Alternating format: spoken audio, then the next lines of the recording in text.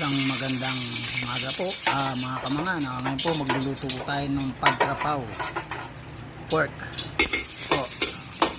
Igisa muna tayo ng bawang, lagyan natin ng chili paste or pwede ring sili para sa mga hindi mahilig sili. Then ground pork, stir fry lang natin yung ground pork.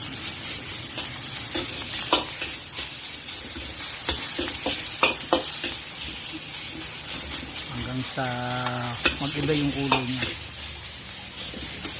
Kung kanina parang fresh lang siya, ngayon unti-unti na siyang malulot.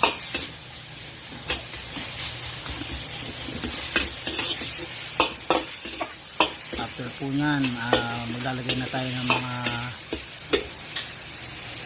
condiments. Oyster sauce, fish sauce, soy sauce, chicken powder, white sugar, and white pepper. Yan, continuous lang natin siyang stir fry hanggang sa maghalo-halo lahat sa pork.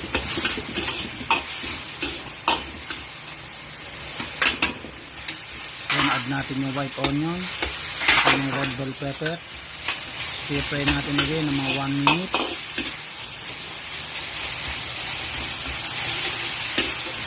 Nasa inyo yan mga kamangan kung gusto nyo siyang masabaw, pero ako kasi sa stir fry ang sa Thailand kasi talaga pag sinabi mong stir fry wala siyang sauce, talagang stir fry lang talaga siya na kakapit yung lasa ng mga condiments dun sa pork or sa chicken.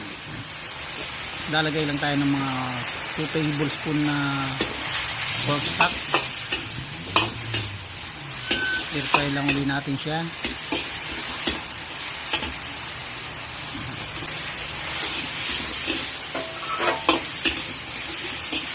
Then i-add na natin yung basil leaves.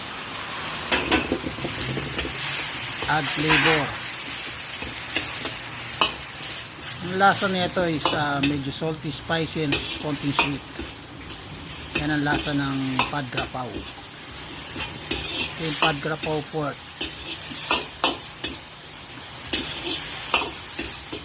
Stir fry lang ulit tayo siya ng mga 30 seconds.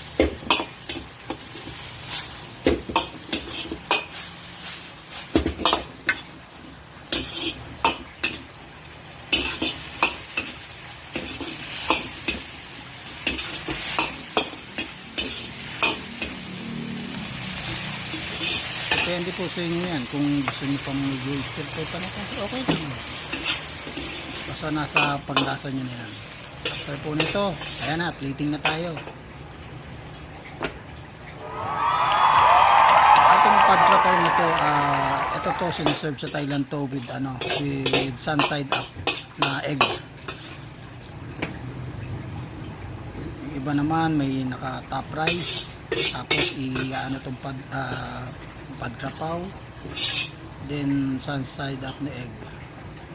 Yun lang po, at maraming salamat po sa inyong panonood mga kamangan.